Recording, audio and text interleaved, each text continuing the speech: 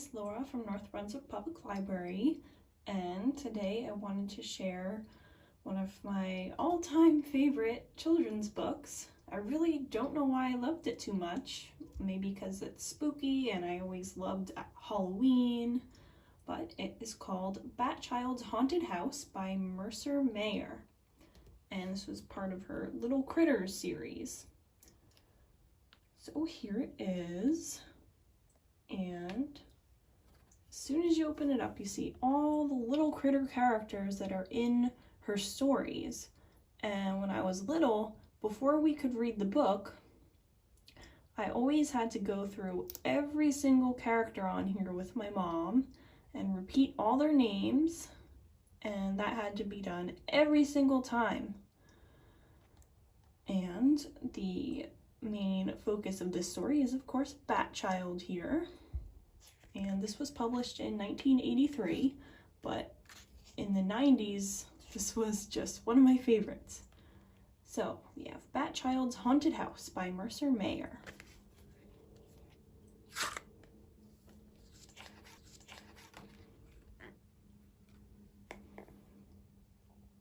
Bat Child lived in a snug little cave under a hill.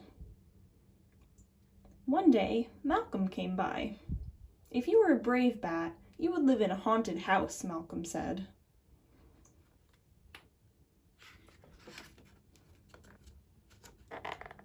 Bat Child wanted to be a brave bat, so he set off to find a haunted house.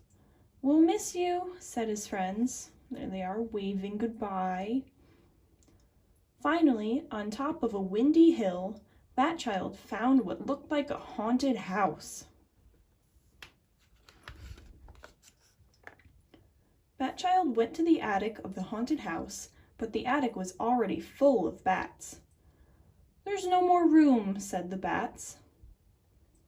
Bat Child went to the basement, but a mouse family lived there.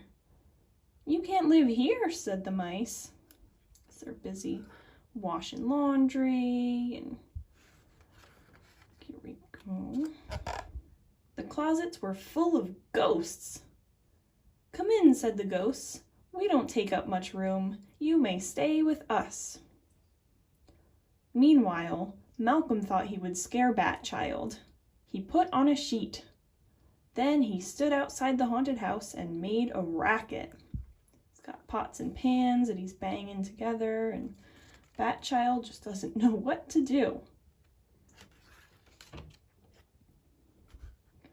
The bats in the attic, the mice in the basement, and the ghosts in the closet didn't like all the noise. And they sure let Malcolm know it. Malcolm was so scared he ran home as fast as he could. I would certainly be scared in that situation too. That would probably be the expression on my face. From that moment on, Bat Child knew that he was a brave bat and that Malcolm was a scaredy cat. So Bat Child flew home to his snug little cave under a hill. He certainly proved that to his friends, that he's so brave. Bat Child's friends had a welcome home party just for him. "You don't have to live in a haunted house to be a brave bat," everyone shouted. Bat Child just smiled. He already knew that. There's all his wonderful friends giving him a party. I would really appreciate it if my friends did that after I went to a haunted house for the weekend. And that was that. And once again, at the end of the book, I also had to go through all of the characters again. And there's a whole lot more in this series. And I hope you can find some of them at the library. So, once again, I'm Miss Laura, one of the children's librarians at North Brunswick Public Library, and I hope you enjoyed this spooky reading of Bat Child's Haunted House, and I'll see you again next week for another video. Bye!